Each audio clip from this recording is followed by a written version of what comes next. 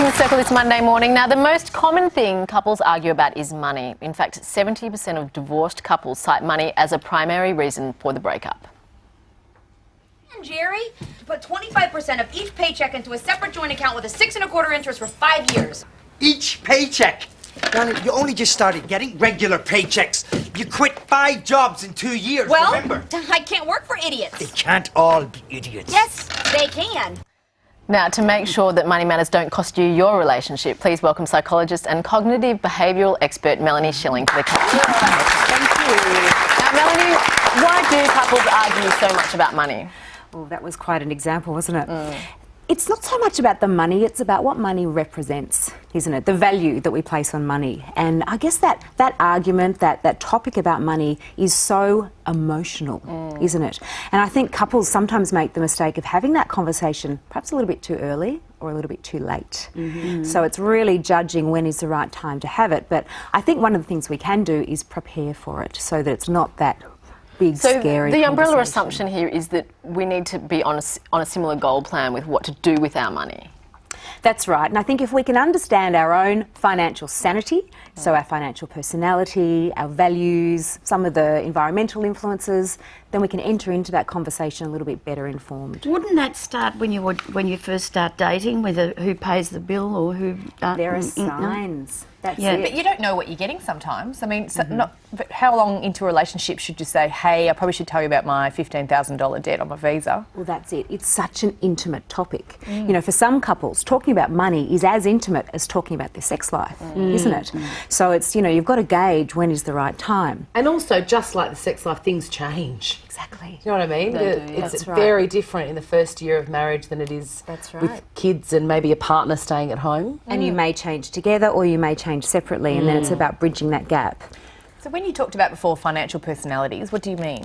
Well, I've read this fantastic work by one of the new Aussie financial gurus, Jason Cunningham, and he's compared our personalities with money to birds. Oh, okay. So are you an ostrich? Do you stick your head in the sand? A little bit. Just ignore what's going on.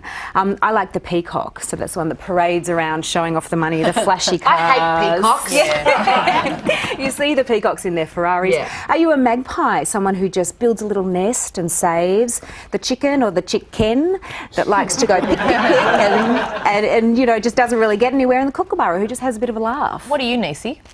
I have to say I'm an eagle. An eagle. Takes a long-term, big picture view. Yeah, Good on quite you. sensible. And if it's okay to say, I might make a reference to being a baby boomer. That's quite common. Is it quite common? Yeah. Yeah, so looking at some of our social influences, Gen X and Y tend to be more comfortable with debt, don't we? We've been brought up with credit and, you Whereas know. my parents really, worked hard, and at the end of it, I saw that they had not a lot. Yeah. And then I thought I couldn't be like that, because I always wanted to be able to have the roast lamb and all the drinks and not have to skimp when I was older. Yeah. I know that. Yeah. So what advice would you give us, Melanie, if we're in a relationship and we want to know, I suppose, if we're financially compatible with our partner? Well, one thing I guess I mentioned the animal or the bird references because it takes a bit of the sting out of it, doesn't it? It makes having a really difficult conversation a little bit more fun, adds a bit of playfulness to it. But I guess that's one side of it. Especially if you put on costumes. Absolutely. And make some bird noises. The other thing is understanding your status, your financial status. What are you bringing to the table? So essentially your assets minus your liabilities equals your net worth. How soon should you do that, though? Well, I think for yourself, straight up, you should, know that stuff when you're entering into a relationship. It's like a little mini minor prenup. Would you do that for her? I mean, you've got to be so careful because you don't want to be coming across as a gold digger. Surely, not to communicate, just for your own self-awareness. Right. So to know, this is me, my number is this, or it might be minus this, whatever it is, this is what I'm bringing to the relationship, so that when the time comes to have that conversation, you know what you're bringing. You know what you're contributing. What about ways to tackle the conversation that you have to have when you can see troubles looming? Because I feel it would be important not to blame the other person. Absolutely, Chrissy. Take the blame out. A big one is to start with the big picture and to talk about this relationship's really important to me, and that's why I want to have this conversation. It's a positive conversation, but it's a really important conversation. Yeah. Don't blame. Make sure you both have your say.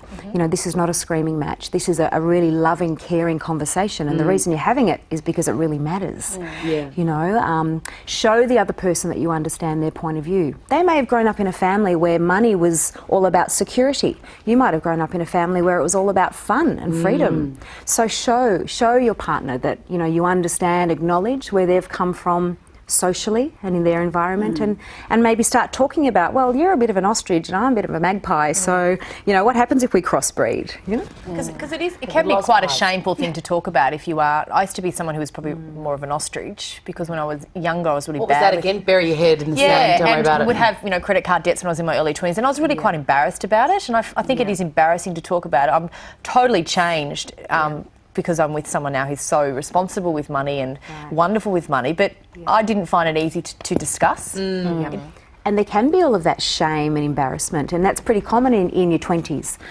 to be the ostrich and to just have fun and just be exploring life and, you know, living on credit. But I think as people move into their 30s, there is that awakening of, oh, okay, responsibilities knocking on the door, maybe I'm going to have some children, buy some property, and people start taking it a little bit more seriously. And I think that's where being aware of where you're at is really important. Yeah, it's really important because you don't want to get to the end of it and it's all mucky. Yeah. Please thank Melanie Schilling. Thank you.